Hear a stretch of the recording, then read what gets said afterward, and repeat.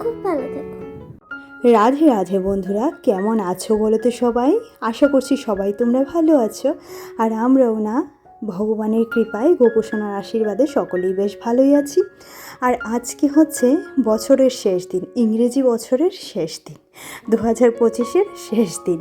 তো সেই কারণে আজকে একটুখানি ভিডিও তোমাদের সাথে শেয়ার করতে চলেছি, কারণ বহুদিন হয়ে গেল ভিডিও দেওয়া হচ্ছে না, প্রতি ভিডিওতেই একই কথা বলে থাকি। তার কারণ হচ্ছে যে পরিমাণে ঠান্ডা পড়েছে, ভিডিও করার কথা তো ভাবতেই পারছি না। আর আমার একটা খারাপ গুণ আছে, সেটা কি বলো তো? আমি যদি ওই আগের ভিডিওগুলো এডিট করে তোমাদেরকে না দিতে পারি না, তাহলে নতুন ভিডিও আমার আর শ্যুট করতে ইচ্ছেই করে না। তো যদিও বা টুকটাক শর্ট আমি নিয়ে রেখেছি, কারণ এবছরটা মিঠির ছিল শেষ মর্নিং শিফটের স্কুল। তো সামনের বছর থেকে মানে জানুয়ারি মাস থেকে সে দুপুর স্কুলে চলে যাবে, তো সেই কারণেই একটুখানি ভিডিওটা করে রাখলাম। শর্ট বানিয়ে রেখেছিলাম ছোটোখাটো, যদি পারি অবশ্যই তোমাদের সাথে শেয়ার করবো। আর প্রতিদিনের মতো আমার কিন্তু সকাল সকাল ঘুম ভেঙে গেছে, 7টা এখন বাজে। আর উঠে আমি আগে গোপোষণার আরতিটা করে নিচ্ছি। গোপোষণাকে ঠান্ডার জামা কাপড় পরিয়ে দিলাম। আর আমার এখন একটুখানি ঠান্ডা ঠান্ডা লাগছে, ঠিক আছে, কিন্তু তারপরেও যাকে চলে যাবে, গোপোষণার সেবাটা করে নিই, তারপর জামা কাপড় পরে বসে থাকবো। সকালে উঠে গা হাত পা ধুয়ে গোপোষণার সেবা না করতে পারলে না ভালো লাগে না। ওই সকালে এসে রান্নাঘরে টুকটুক করা আমার সেটা একদমই পছন্দের কাজ নয়। মনে হয় যে ভগবানের নাম দিয়ে দিনের শুরুটা করি। আর এই পজিশনে এসে দেখো আমার এত পরিমাণে ঠান্ডা লেগেছে যে আমি কি করব সেটাই বুঝে উঠতে পারছি না। তো এর আগে যেই ভিডিওটা দেখেছিলে সেটা 2-1 দিন আগের ভিডিও, মানে এর আগে বলতেই যে গোপোষণাকে ঘুম থেকে তুলেছিলাম, সেটা 2-1 দিন আগে শ্যুট করে রেখেছি। তাই সকালে আজকে শ্যুটটা করিনি। আজকে কিন্তু বেশ কুয়াশাপূর্ণ একটা দিন। আজকে নয়, প্রায় 7-8 দিন ধরেই আমাদের আগরতলাতে কোনো ধরনের রোদের ঝিলিক আমি দেখতে পাচ্ছি না। তোমাদের এদিকের ওয়েদারটা কেমন সেটাও একটুখানি কমেন্ট করে জানিও। তবে মনে হচ্ছে না আজকে আর রোদ উঠবে, আজকে তো অবস্থা একদমই খারাপ। তো সেই কারণে না আমি একটুখানি ওই চাদর টাদর মুড়ি দিয়ে রেখে দিয়েছি, মানে কান মাথা সমস্ত কিছু বন্ধ করে রেখে দিয়েছি, না হলে কোন দিক থেকে আবার ঠান্ডা লেগে যাবে বলা তো যায় না। আর এদিকে সকালে রান্না শুরু করতে যাব, দেখছি এদিকে একটুখানি মশলার কৌটোটাতে মশলাগুলি বাড়ন্ত আছে, তো ভাবলাম সেগুলি সমস্ত কিছু রেডি করে আগে স্নান করে পুজো করে তারপর রান্নাটা করব। তো এদিকে দেখো এক এক করে সমস্ত মশলাটাই ভরে নিচ্ছি, কারণ পুরো মশলার কৌটোটাই খালি হয়ে আছে। তো এদিকে জিরে, ধনে, লঙ্কার গুঁড়ো এবং হলুদের গুঁড়ো সমস্ত কিছুই নিয়ে নিয়েছি, তার সাথে তেজপাতা এবং শুকনো লঙ্কাও ছোটো ছোটো করে রেখে দিলাম কেটে, যাতে ফোড়নের সুবিধে হয়। আর এই মশলার কৌটোটা গোছানো থাকলে দেখবে সমস্ত মানে রান্নার সমস্ত কাজই একটুখানি তাড়াতাড়ি করে সারা হয়ে যায়, তাই না? আর আজকে হচ্ছে বুধবার, তো দিনের বছরের শুরুটা বুধবার দিয়ে শুরু হয়েছে, বেশ ভালোই, তাই না? তারপর এদিকে আমি স্নান করে কিন্তু চলে এসেছি। জামা কাপড়গুলো এগুলি গতদিনের ভিজে ছিল, আজকে আর জামা কাপড় আমি কাচিনি, ওই বাথরুমেই রেখে দিয়েছি, আগামীকাল সকালে যদি পারি তাহলে কেচে দেবো। আর এদিকে দেখো পুরো আকাশ মেঘে ভর্তি। তার মাঝখানে সবচেয়ে সুন্দর যেটা লাগছে আমার এই শীতকালীন ফুলগুলি, তারাও তোমাদেরকে দেখাচ্ছি। তো ভেবেছিলাম এবার যে পরিমাণে কুয়াশা দিচ্ছে, জানি না ফুলগুলি কীরকম হবে, কিন্তু ফুলগুলি বেশ সুন্দর হয়েছে, এখন ফুটতেও শুরু করেছে। এবছর তো আমি খুব বেশি শীতকালীন ফুল লাগাইনি, তারপরেও যতটুকু যা লাগিয়েছি বেশ ভালোই হয়েছে, কিন্তু আগাছা হয়েছে প্রচুর পরিমাণে, সময় পাচ্ছি না এগুলিকে পরিষ্কার করার। আর এদিকে এই যে কিছু ডালিয়া গাছ আমার বর লাগিয়েছে, ওর খুব পছন্দের ডালিয়া, কিন্তু বুঝতে পারছি না একটা ডালিয়া গাছগুলি খুবই বড় হয়েছে, আরেকটা টবে কেন এত ছোট হয়ে আছে বুঝতে পারছি না। মনে হচ্ছে 4খানা একসাথে দিয়েছি তো সে কারণে। আর এদিকে দেখো ফুল তুলে নিলাম, প্রচণ্ড পরিমাণে ঠান্ডা লেগেছে গতকালকে, এই যে হাউস কোটটা ধুয়ে দিয়েছিলাম। আর তোমরা এখন প্রতিদিনের শীতেই আমার এই ব্লু কালারের হাউস কোটটা দেখতে পাবে, কিচ্ছু করার নেই, কারণ এটা পরে আমি এতটা পরিমাণে শান্তি পাই যে এটা ছাড়া আমার শীতকালটা পুরো চলে না হয় না বললেই চলে। তারপর এদিকে দেখো যে কয়েকটা ফুল পেয়েছি, শীতকালে সেরকম ফুলও ফুটতে চায় না, যতটুকু যা পেয়েছি গোপোষণার জন্য নিয়ে এসেছি। এবার গোপোষণাকে সুন্দর একটা জামা পরিয়ে দিলাম। আর এই জামাটা না আমার ভীষণ পছন্দের, কিন্তু গোপোষণাকে পরালে কেন জানি না এদিক থেকে ওদিক থেকে জামাটা পরে যায়। তো ভেবেছিলাম চুলটা লাগিয়ে টুপিটা লাগাবো, কিন্তু সেটা আর হয়ে ওঠেনি, খালি মাথায় টুপিটা লাগাতে হয়েছে।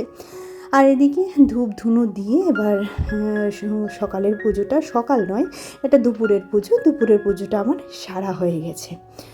আর এদিকে দেখো সকল ঠাকুরদেরকে একটুখানি দর্শন করিয়ে দিচ্ছি, তোমরা দর্শন করে নাও। এবার সোজা চলে যাবো রান্নাঘরে। গতকাল বর বলেছিল বাড়ি থাকবে না, তো সেই কারণেই আমি গতকাল খিচুড়ির প্ল্যানটা করে নিয়েছিলাম যে আজকে আমি খিচুড়ি রান্না করব। কিন্তু হঠাৎ করে সকালবেলা বলছে যে সে নাকি আজকে বাড়িতে যাবে না। তো জিজ্ঞাসা করলাম তুমি যেহেতু বাড়িতে যাবে না তাহলে কি আমি খিচুড়ি খেতে পারবো না? তো ও বলছে না করো, আমি একবেলা খাবো। তো আমিও একবেলারই খিচুড়ি করছিলাম। এদিকে বোনকেও ফোন করেছি, সে তো এখন আর আসতে চায় না, তার পড়াশোনা নিয়ে এবং বাচ্চাদের পড়ানো নিয়ে সে এতটাই পরিমাণে বিজি হয়ে গেছে, এখন সে আর আসতে পারে না। তো এদিকে দেখো আমি একটুখানি মুগ ডাল এবং মুসুর ডাল দুটো মিলিয়ে রান্না করছি। আর সবজি বলতে এখানে আমি কিচ্ছুই দিইনি, শুধুমাত্র ফুলকপি, কুমড়ো আর কয়েকটা মটরশুঁটি দিয়ে দিয়েছি। আর যখন এই সবজিগুলি একটুখানি ডালের সাথে সেদ্ধ হয়ে এসেছে সেই মুহূর্তে কিন্তু গোবিন্দভোগ চালটা দিয়েছি। আমি কোনো কিছুই আজকে ভেজে দিইনি, এভাবেই রান্না করছি। তারপর ওই আদা এবং কাঁচা লঙ্কার পেস্টটা দিয়ে দিয়েছি, তার মধ্যে দিয়ে দিয়েছি জিরে গুঁড়ো এবং ধনে গুঁড়ো। তারপর দেখো গ্যাসটা চেঞ্জ করে দিলাম, হাঁড়িটা চেঞ্জ করে দিলাম। আর এখানে রান্না করব মাটন। যেহেতু আজকে একটুখানি তাড়াহুড়ো লেগে গেছে তাই কি করেছি বলো তো, ওই মাটনটাকে না কুকারে একেবারে রান্না করে ফেলবো ভাবছি।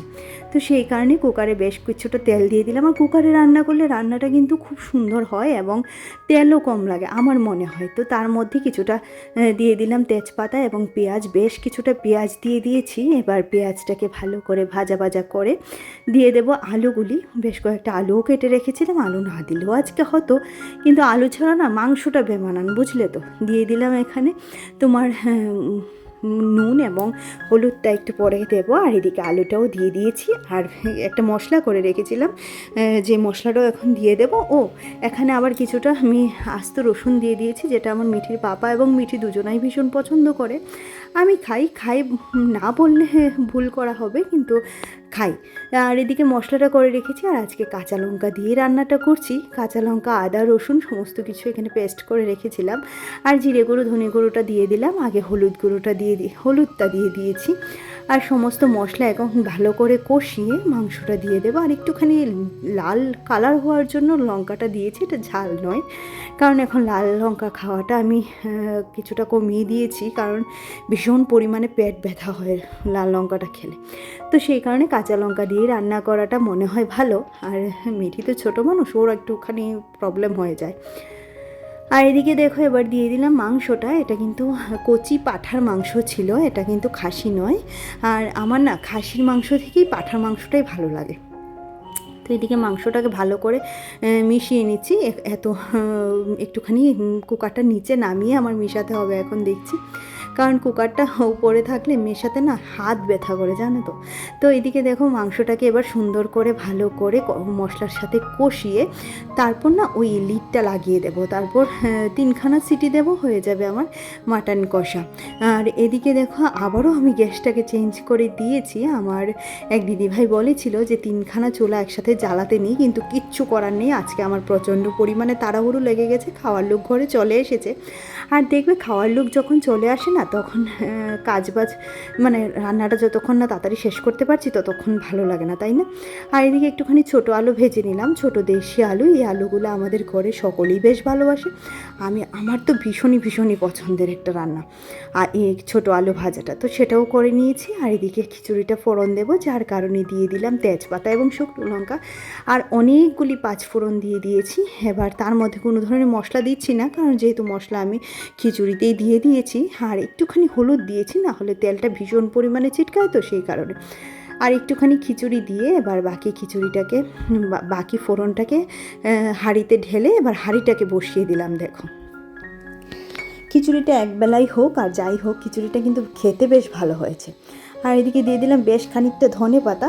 আর বর বলেছিল ঘি এবং বাটার দুটোই দিতে, তো সেই কারণে দিয়ে দিলাম একটুখানি ঘি আর একটা ছোট্ট বাটারের টুকরো দিয়ে দিয়েছি। আর আজকে রান্না আমাদের এখানেই শেষ। এবার চলো মিঠি সোনাকে খাবার দিই। সে তো আজকে স্নানই করেনি, এত পরিমাণে ঠান্ডা। আর কি বলি বলো, বাচ্চাদেরও ঠান্ডাটা ভীষণ পরিমাণে লেগে যায়, সেটা বুঝি গো, কিন্তু কিছু করার নেই। স্নান না করলে আবার শরীরটা টানবে না, সেই কারণে আমি ওকে স্নানটা প্রতিদিনই করানোর চেষ্টা করি। কিন্তু আজকে ঠান্ডাটা অতিরিক্ত, তো সেই সাহস আর করতে পারিনি যে ও স্নান করবে। তো বলেছিলাম ঠিক আছে থাক, স্নান করতে হবে না, তুই খেয়ে নে। আর খিচুড়ি হওয়াতে ওর জন্য ভালো হয়েছে, চামিচ দিয়ে খেয়ে নিচ্ছে। আর এদিকে আমিও কিন্তু একটুখানি ঢুঙ্গি পিসির মতো চামিচ দিয়ে খেয়ে নিচ্ছি। আর আমি মাংসটা এখন খাবো না, কারণ মাংসটা গরম গরম কষানো যখন হয়েছিল তখন বেশ একটুখানি মাংস আমি খেয়ে নিয়েছি, এখন আর খেতে ইচ্ছে করছে না। এদিকে ওই যে বললাম বোন বহুদিন পরে আমাদের বাড়িতে এসেছে। আর এদিকে খাওয়ার প্রায় এটা হচ্ছে আধা ঘন্টা পর, প্রায় আধা ঘন্টা কি 45 মিনিট পর আমার বর আজকে দই ফুচকা নিয়ে এসেছিল। যাক, বছরের শেষ দিনটা এভাবেই আমরা কাটালাম সবাই মিলে ঘরে বসে। আর তো দেখো এদিকে দই ফুচকাটা কিন্তু বেশ ভালো লাগছে খেতে। আর আমার অবস্থা কি হয়েছে দেখেছো, ওই ঠান্ডাতে মনে হচ্ছে আমি একদম কুকড়ে ফুকড়ে গেছি। কিন্তু আমার মেয়ের ঠান্ডা নেই, সে এত মানে একদম শীতের জামা কাপড় পরতে পছন্দ করে না, কিচ্ছু না। তো সেই কারণে ওকে সারাক্ষণ আমি কম্বলের নিচেই মুড়িয়ে রাখি। আর এদিকে আমি বললাম তোরা খেলে খা, না খেলে নেই, আমি আমারটা খেয়ে নিই বাবা, আমার ভীষণ ভালো লেগেছে। তারপর এদিকে দেখো চলে এসেছি। ও বলছিল আমি তো এখন বেরিয়ে যাব, একটুখানি চা করে দিও। তো ওই যে বললাম মিঠির পাপা আর আমি দুজনে একসাথে বসে চা খেতে কিন্তু ভীষণ পছন্দ করি, জানো তো। এই আড্ডাটা না আমরা মানে ও যখন কোথাও চলে যায় আমি ভীষণ মিস করি এই চা খাওয়ার ব্যাপারটা। কারণ দুজনে একসাথে বসে চা খেতে খেতে অনেকটা গল্প করে নিই, তখন মোবাইলও থাকে না আর মিঠিও থাকে না আমাদের কাছে, শুধুই দুজনার টাইমটা, শুধুই দুজনার। তো এদিকে দেখো চাটা খাওয়ার পর মিঠিকে দুধ দিয়েছিলাম, সমস্ত কিছু শেষ করে গোপুসোনাকে শুইয়ে দিয়েছি, শয়ন দিয়ে দিয়েছি। আর এদিকে কিন্তু রাত 12টা বেজে গেছে। আর গাছটার জন্য দেখা যাচ্ছে না, প্রচুর পরিমাণে বাজি ফাটছে, আর বেশ ভালোই লাগছে, বুঝলে তো। একটা বছরের বিদায় আর একটা বছরের আগমন, বেশ ভালোই লাগছে। তো চলো সবাই তোমরা ভালো থেকো, সুস্থ থেকো। হ্যাপি নিউ ইয়ার হয়ে গেছে, হ্যাঁ হ্যাপি নিউ ইয়ার হয়ে গেছে। ওই দেখ কি বাজি ফাটাচ্ছে। Happy new year to all. এখন গুড নাইট করবে তো? হ্যাঁ গুড নাইট করো। হ্যাঁ গুড নাইট সুইট ড্রিমস। বলো তোমরা সবাই নতুন বছরে খুব ভালো থেকো। বলো তোমরা সবাই নতুন বছরে খুব ভালো থেকো। বলো আমিও ভালো আছি। আমিও ভালো আছি। আবার গুড নাইট বলে দাও। Good night sweet dreams.